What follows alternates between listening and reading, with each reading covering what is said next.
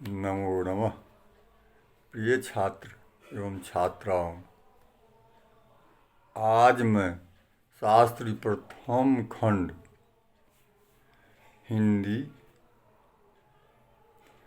जो अनिवार्य द्वितीय पत्र हैं प्रेमचंद्र जी द्वारा लिखित उपन्यास के 20वीं परिच्छेद में जहाँ तक चर्चा कर चुका हूँ उससे आगे मैं आज चर्चा करने जा रहा हूँ।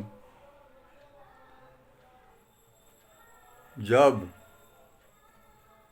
थानेदार ने कह दिया कि चोर बाहर के नहीं हैं, मैं 4 दिन के अंदर सामान मिले या न मिले चोर का नाम जरूर पता लगा दूंगा कि चोर कौन है, नहीं तो मैं थानेदारी करना छोड़ दूंगा। और थानेदार वहाँ से थाने पर चले जाते हैं। इसके बाद सारी वृतांत मुंशी जी निर्मला को बता देते हैं।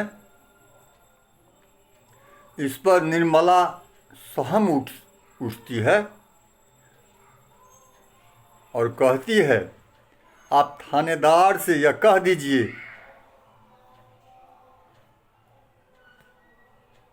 कि यहाँ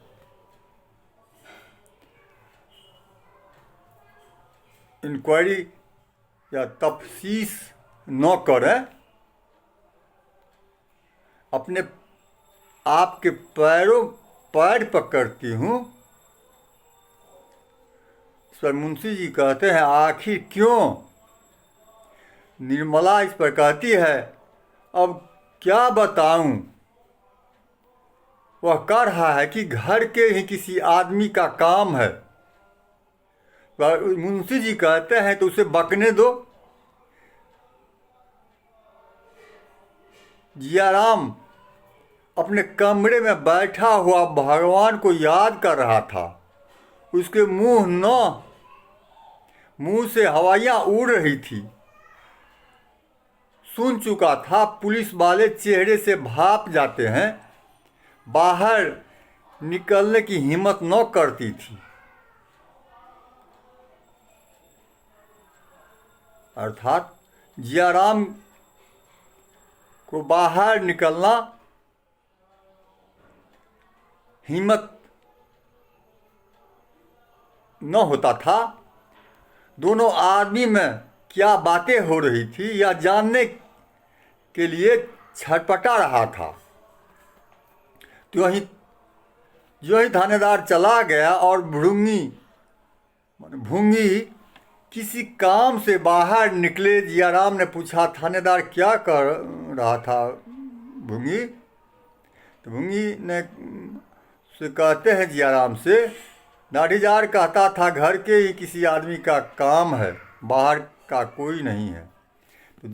तो जियाराम इस पर कहते हैं, तो बहू जी ने इस पर जियाराम कहते हैं, बाबूजी ने कुछ नहीं कहा।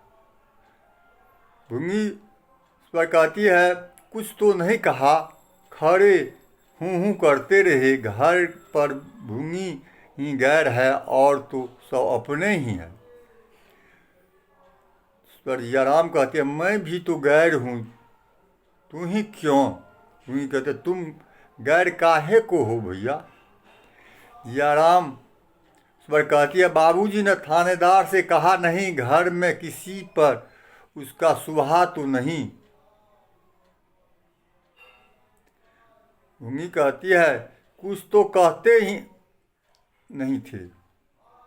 बेचारे थानेदार ने भले ही कहा, भूंगी तो पगली है, वह क्यों चोरी करेगी?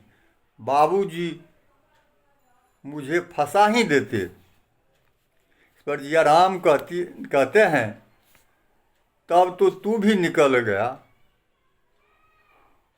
अकेला मैं ही रह गया हूँ। तू ही बता, तूने मुझे उस दिन घर में देखा था? वही कहते, नहीं भैया, तुम तो थिएटर देखने गए थे। इस पर जियाराम कहते, गवाही देगी ना? भूमि कहती है, यह क्या कहते हो भैया? बहू जी तफ्तीश बंद करा देगी। जियाराम इस पर कहते, सच? भूमि कहते, हाँ भैया, बार बार कहती है कि तफ्तीश न कराओ। गहने गए तो गए, पर बाबूजी मानते नहीं हैं। 5-6 दिन तक जियाराम ने भोजन नहीं किया। कभी 2-4 कौर खा लेते थे, कभी कहते भूख नहीं है। उसके चेहरे का रंग उड़ा रहता था। रात जागते प्रतिक्षण थाने की शंका बनी रहती थी। यदि वह जानता कि मामला इतना खिंचेगा तो वह ऐसा काम न करता। उसने तो समझा कि किसी चोर का स्वभाव होगा, मेरी तरफ किसी का ध्यान न जाएगा, पर अब भंडा फूटता हुआ मालूम होता है।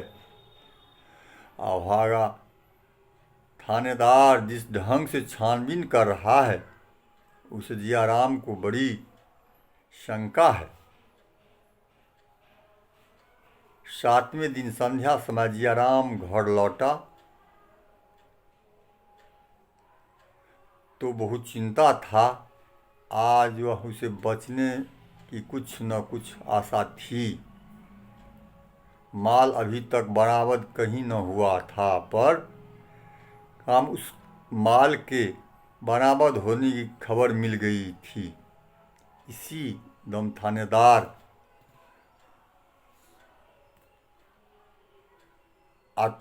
आते हैं। बचने का कोई उपाय नहीं है। थानेदार रिश्वत देने से संभव है।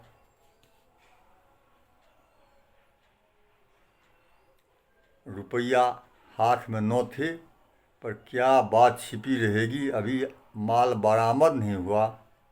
फिर भी सारे शहर में अफवाह थी कि बेटे ने माल उड़ाया है। माल जाने तो